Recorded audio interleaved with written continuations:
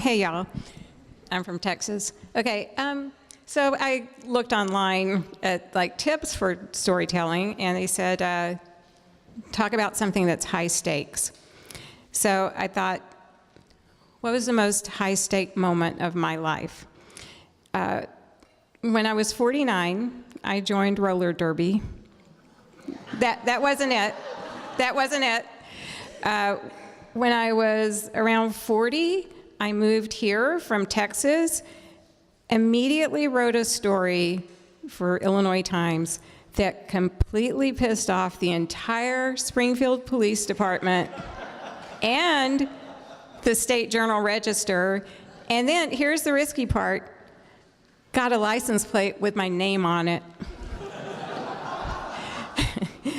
But that was not the risky thing.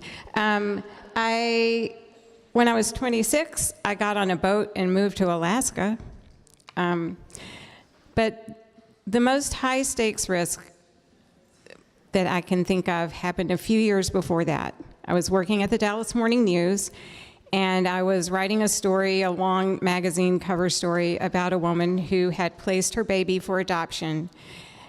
That baby had grown up to be smart enough to track her down with no help, but not really wise enough to understand kind of the ripple effects of that. Let's just say they ended up on the Donahue show, okay? That's how badly that went.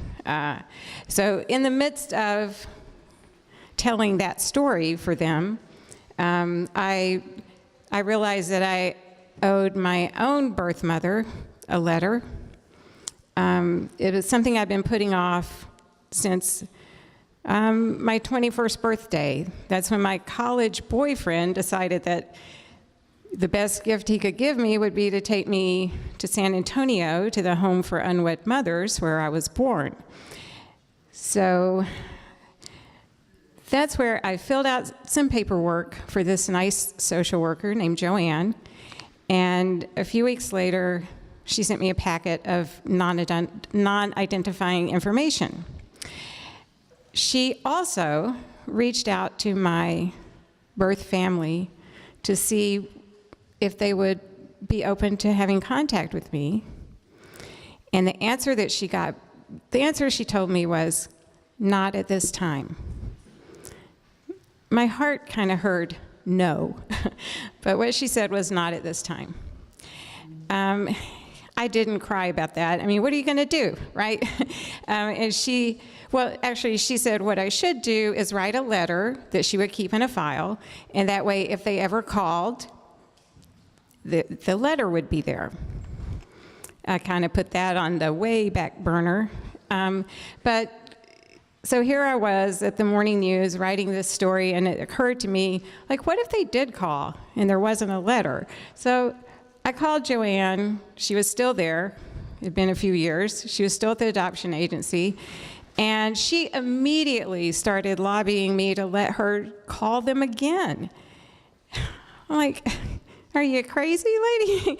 And I said, this is my high stakes risk right here.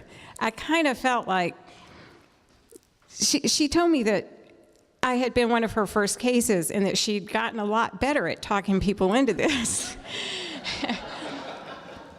And I kind of felt like she was leading me to the edge of an emotional cliff and just saying, trust me, I've got a better bungee cord this time. Thank you, B. And then she said, I really want you to meet your grandmother. I think you two have a lot in common. She's a real character.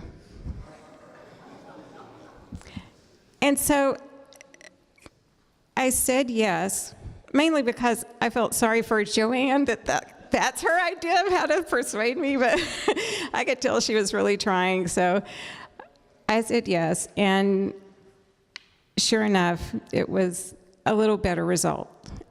My grandmother agreed to let me write her a letter, and next thing I know, I get a call from my birth mom. Now, in a Lifetime movie or a Hallmark special, this is where you have the honeymoon period, you meet, you hug, you cry, all that stuff. That never happened. My grandmother just became my pen pal. She called me Pandora's box. She wouldn't even talk to me on the phone, much less meet me. My birth mother put off meeting me for years, actually until right before I got on the boat to move to Alaska. And then I had to meet her at a motel on the interstate. I've seen her a dozen or so times since then. Her whole family knows me, but she still won't acknowledge me publicly. So there were a couple of good things about taking that risk. One was I got a couple siblings that I really get along with. That's awesome. Another thing is I learned something about my heritage. I'm descended from Daniel Boone, which means I'm also kin to Pat Boone. So I'll hurry. On my father's side, I have a great uncle who's a decorated war hero. If you Google the baddest man in the 761st, that's my great uncle. You'll also find out that the 761st was the very first African-American tank battalion. So I found out I'm what Margaret Mitchell would call an octoroon. But the best thing was that then when I adopted my son, Evan,